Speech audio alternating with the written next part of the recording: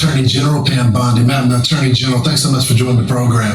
Thanks, Lawrence. So tell me about this lawsuit, and what do you make of the governor blaming the president for the actions of illegals in this country not abiding by the court order, the warrants to come pick them up, and the protesters that are now activists that are throwing stuff at the cops?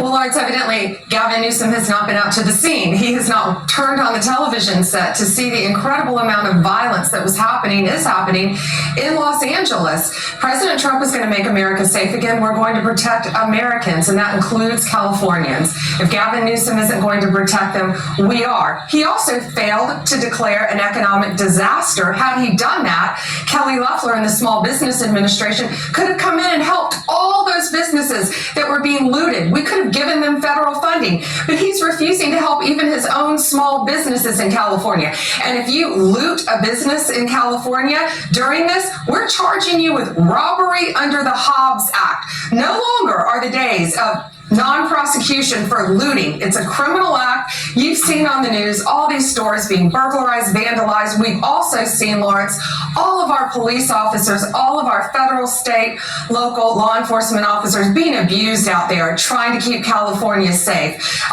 Jointly, we've all made over 190 arrests, more coming. If you hit a police officer, you assault a police officer, state or federal, we are coming after you. So Molotov cocktails, no longer. So tell us, the other day, I think it was a couple days ago on Sean Hannity's show, you released the FBI warrant out for this masked guy that was throwing bricks at the cops. What's the latest on that investigation? And have you found the other individuals that were throwing the bricks at the cops? More charges coming. He is now on the most wanted list. He is on the run, and that's where he better be. He should turn himself in because he is looking at federal prison time. They're going to find you.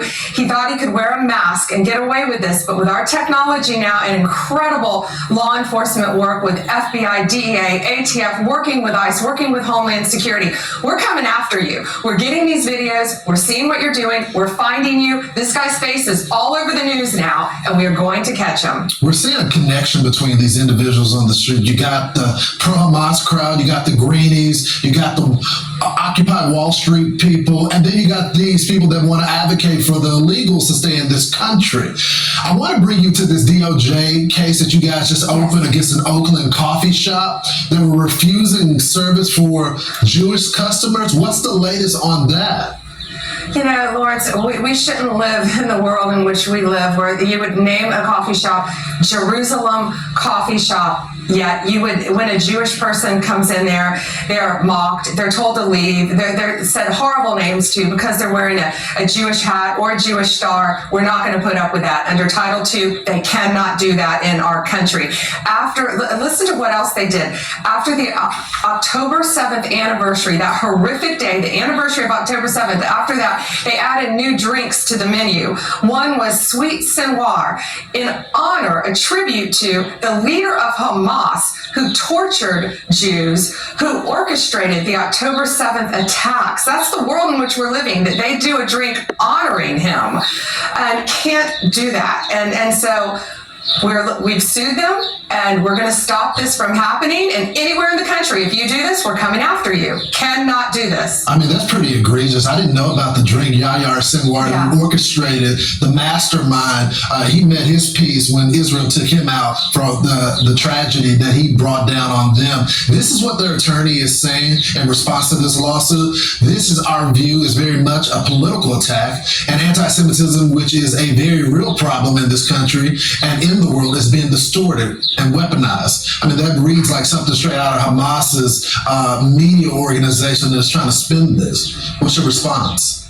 Yeah, they are promoting the anti-Semitism, and not only promoting it, encouraging it throughout our country. We will not stand for it. We will protect our Jewish citizens. We will fight for them. I was on the scene, Lawrence, of that horrific murder involving, of course, the young couple leaving the Jewish Museum. Then after that, of course, look what happened in Boulder, Colorado. It's escalating. These words encourage escalation, putting things on your menu that are so horrific, anti-Semitism, anti our Jewish population. We're not going to stand for it, and we're going to come after you. We're going to sue you, what we've done. So if you're doing this anywhere else in the country, you better stop, because we're going to find you. We're going to protect our Jewish community in this country. Madam Attorney General, I only got about 30 seconds left. I got to ask you, in that case regarding California, I know it's going to be Judge Breyer's son that is adjudicating that.